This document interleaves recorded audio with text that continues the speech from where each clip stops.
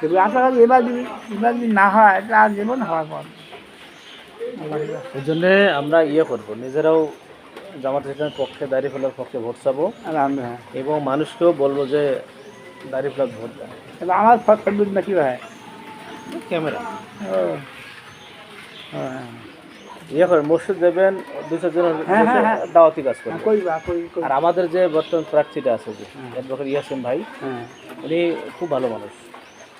এই লোকগুলোর ওই যে দুনিয়ার ধান্দা নাই, বাড়ি গাড়ি এগুলো মিল করতে দরকার নেই।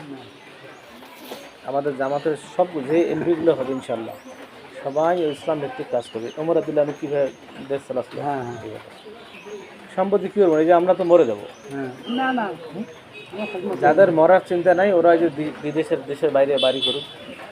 হ্যাঁ এই জন্য ইসলামের পক্ষে থাকবেন। আর যাকে তাকে সিল দেওয়া যাবে না।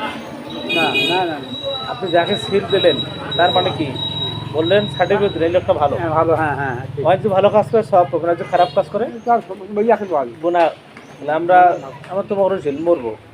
কারণ আপনি একটা লোক ভোট দিয়ে এমপি গেলেন, হ্যাঁ। কবরে গেলেন, এই যত আহাম কুহাম করবে আপনার কবর থেকেই জানা হবে এই জন্য খুব সাবধানে আমরা সমর্থন করি। হ্যাঁ আমাদের একটা মেয়ে বড় হয়েছে, বিয়ে দেওয়ার জন্য অবশ্যই যাকে দেখে আমরা মেয়ে তুলে দেবো, হুম জাস্ট ওকে দেখতে হবে, হুম এইটাই নেই নাকি।